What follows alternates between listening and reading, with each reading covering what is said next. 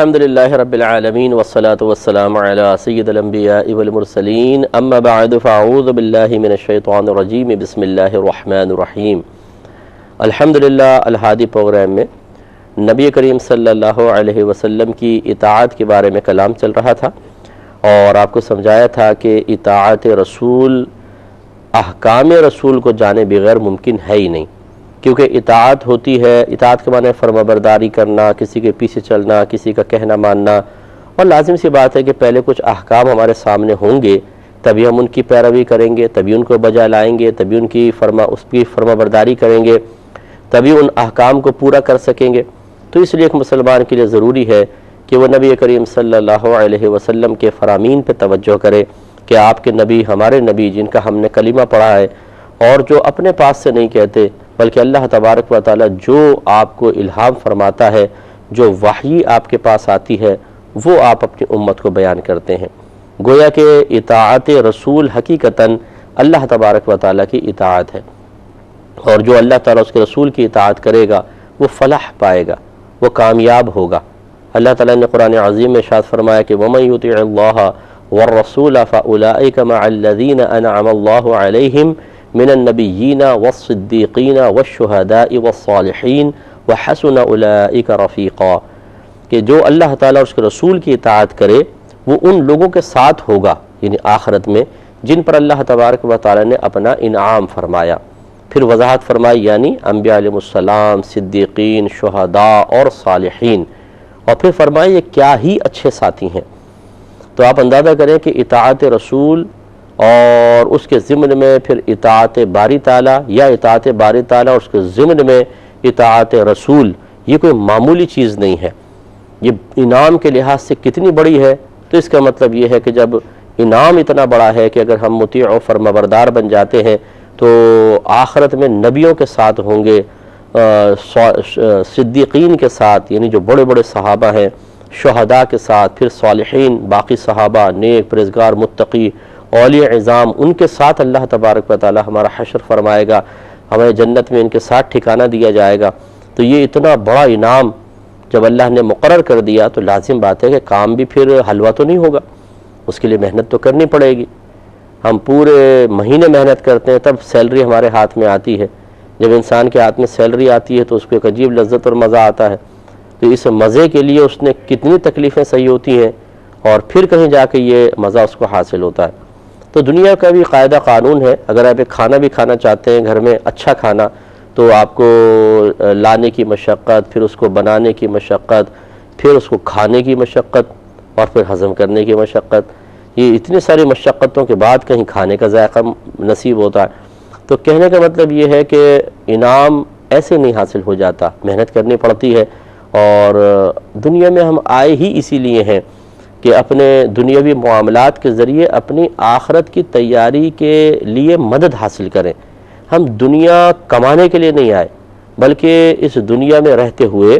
اس کے مختلف اسباب اور ذرائع کے ذریعے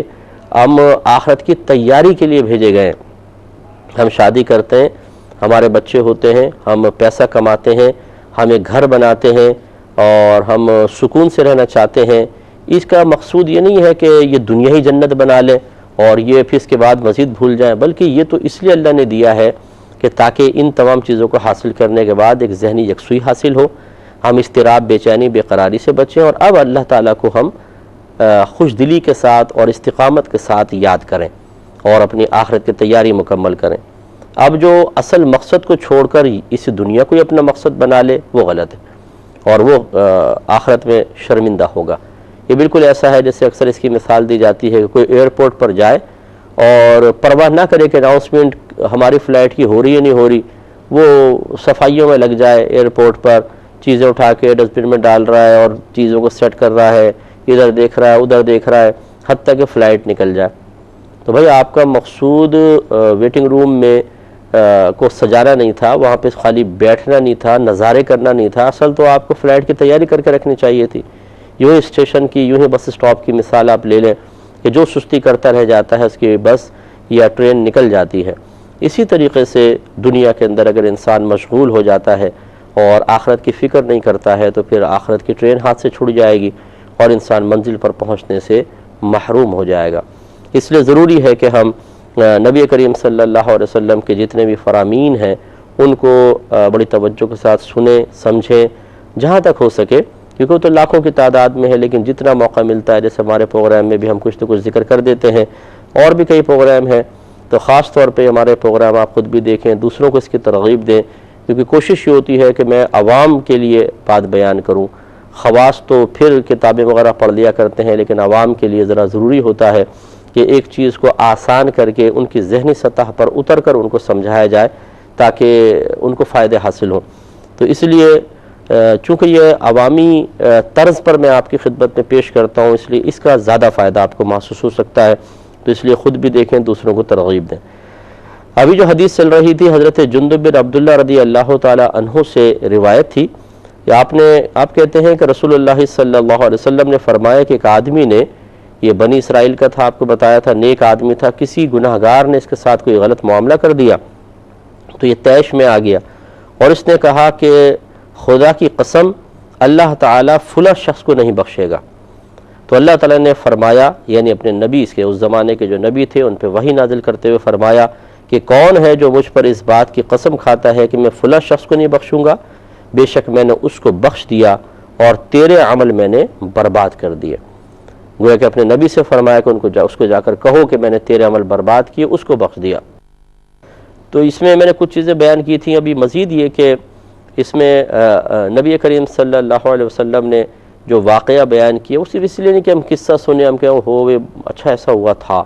اور چھوڑ دیں، بلکہ ہمارے نبی کریم صلی اللہ علیہ وسلم جب کوئی چیز بیان فرماتے ہیں تو اس میں بڑا درس ہوتا ہے، اس میں ایک سبق سکھایا جاتا ہے، خصوصاً جب آپ واقعہ کوئی بیان کرتے ہیں تو یوں نہیں کہ وہ جیسے ہم آپس میں قصے سناتے ہیں جن کے کوئی بظاہر مقاصد نہیں ہوتے۔ نبی کریم صلی اللہ علیہ وسلم، ہر نبی صاحب حکمت ہوتا ہے اور اس کی کوئی بات بیکار نہیں ہوتی، ایک امت کے لیے پیغام ہوتا ہے، نصیحت ہوتی ہے۔ اب ہمارا کام ہے کہ نصیحت تلاش کریں، تو نصیحت اس میں نے آپ کو بتایا تھا کہ اس شخص نے اپنے نیک اعمال کو، اپنی عبادت اور ریاضت کو اپنا ذاتی کمال سمجھا، جس سے اس کے دل میں بڑا پن پیدا ہوا، کیونکہ جب ہم کسی چیز کو اپنا ذاتی کمال سمجھتے ہیں، اللہ کا محتاج اپنے آپ کو نہیں سمجھتے ہیں، اس طرف سے توجہ ہٹ جاتی ہے، تو بس پھر ہمارے اندر فرعونیت پیدا ہوتی ہے۔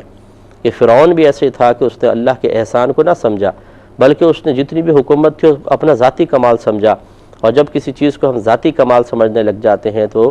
دل تکبر سے محفوظ ہو جائے یہ بہت ہی مشکل ہے۔ تو اس کے دل میں تکبر پیدا ہوا اور دوسرے کو نگاہ حقارت سے اس نے دیکھا،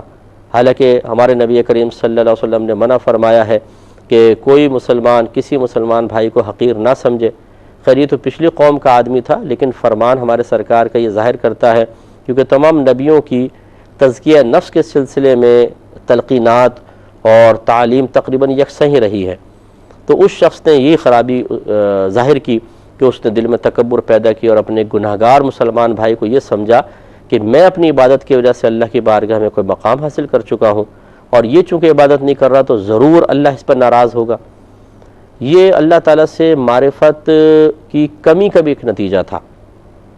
کیونکہ جو اللہ کو جانتا ہے اور جس نے اللہ کی معرفت حاصل کی ہے وہ اچھی طرح سمجھ سکتا ہے کہ اگر پوری کائنات کافر ہو جائے معاذ اللہ ثم معاذ اللہ، اور زمین سے آسمان تک کو گناہوں سے بھر دے، اللہ تعالیٰ کا کیا بگاڑ سکتے ہیں؟ اللہ تعالیٰ پر کیا اثر مرتب ہوگا؟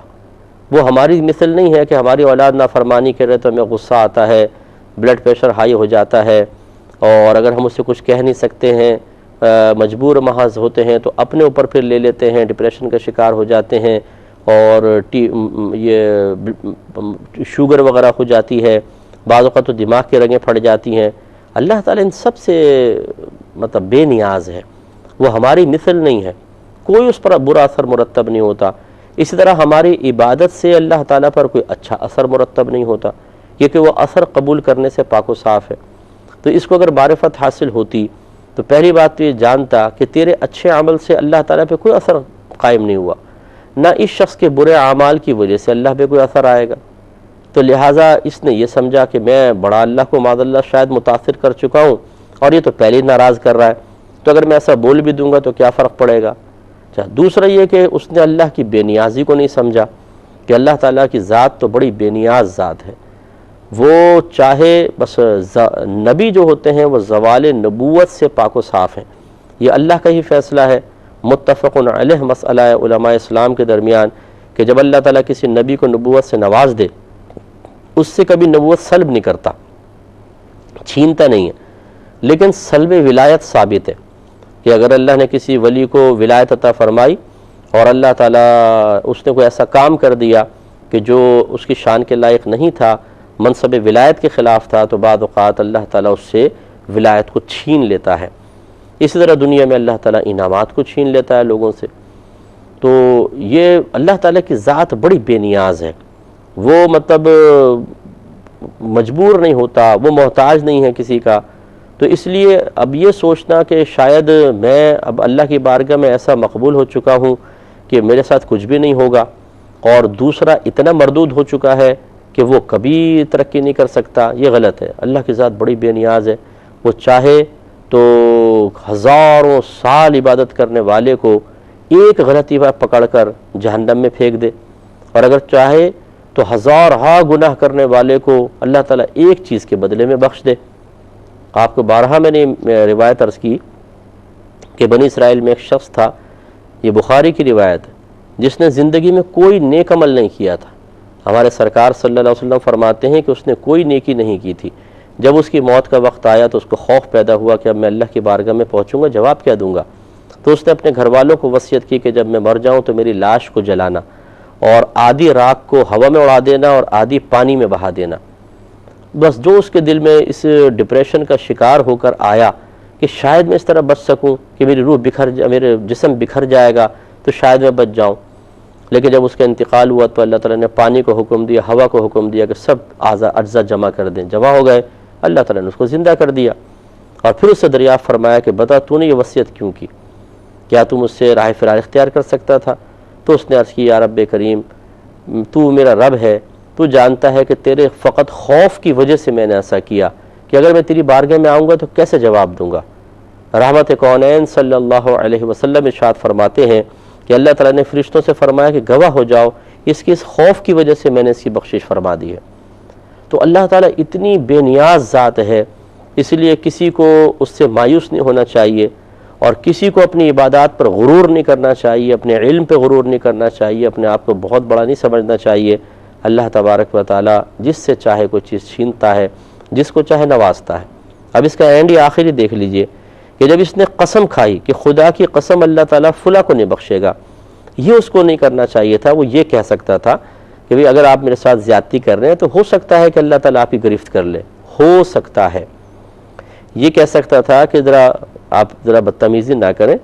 میدان محشر کو یاد کریں، ہو سکتا ہے کہ اللہ تعالیٰ آپ کو کھڑا کرے اور آپ کو وہاں جواب دہ ہونا پڑے۔ جیسے شیطان نے آدم علیہ السلام کے وصف علم کی تعظیم نہ کی تو اللہ تعالیٰ نے اس سے اس کے ایمان کو سلب فرما لیا۔ تو آپ اگر کوئی شاید وہ عالم ہو، شاید وہ کوئی نیک پرہیزگار شخص ہو، اور یقیناً پرہیزگار تو تھا وہ، تو اس وجہ سے اللہ تعالیٰ ہو سکتا ہے آپ کی گرفت کر لے، ہو سکتا ہے، میں بھی، شاید جس کو کہتے ہیں، اس میں یقین نہیں ہے۔ لیکن اس نے تو قسم کھا کے یقینی طور پر گویا کہ ایسا جملہ بولا جیسے اللہ کو معاذ اللہ پابند کر رہا ہے، یا اللہ نے اس سے وعدہ کر لیا ہے کہ جو تم کہو گے ویسا ہو جائے گا، حالانکہ اللہ تو کسی کا پابند نہیں ہے۔ تو اس نے یہ بہت بڑی غلطی کی، ایسا اس کو نہیں کرنا چاہیے تھا۔ اس پر گرفت فرمائی اللہ نے اور فرمایا کہ یہ مجھ پر قسم کھاتا ہے کہ میں فلاں شخص کو نہیں بخشوں گا، بے شک میں نے اس کو بخش دیا اور تیرے عمل برباد کر دیے۔ تو اب آپ دیکھیں یہ ہے اللہ کی وہ بے نیازی جو یہ آخر میں مزید اس حدیث میں بھی ظاہر ہوئی کہ اللہ تعالیٰ چاہے تو کسی کی، اب وہ جب اس نے ایسا جملہ کہا ہوگا اس کا دل ٹوٹ گیا ہوگا، وہ بیچارہ مطلب نادم ہوا ہوگا، شرمندہ ہوا ہوگا، اور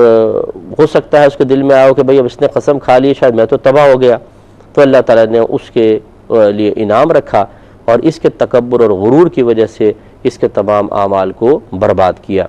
اس لیے اچھی طریقے سے ہمارے بھائی اور بہن یاد رکھیں، نبی کریم صلی اللہ علیہ وسلم گویا کہ ہمیں ارشاد فرما رہے ہیں کہ کبھی بھی ایسا نہ ہو کہ آپ اپنے اعمال کو بہت سمجھیں۔ جیسے بعض خواتین ہوتی ہیں، ارے ہم نے تو 10 حج کیے ہیں، ہم نے تو اتنے عمرے کیے ہیں، ہم نے تو اتنی بچیوں کی شادی کروائی ہے، ہم تو اتنے غریبوں کے گھر میں ماہانہ راشن ڈلواتے ہیں، اتنے ہم نے مدارس میں پیسے دیے ہیں، یہ دینے کے بعد وہ سمجھتے ہیں اب ہماری آخرت تو بالکل سیف ہو گئی ہے، ہمیں تو کچھ ہو ہی نہیں سکتا، فلاں رشتہ دار جہنم میں جا سکتا ہے، فلاں جا سکتا ہے، فلاں جا سکتا ہے، فلاں جا سکتا ہے،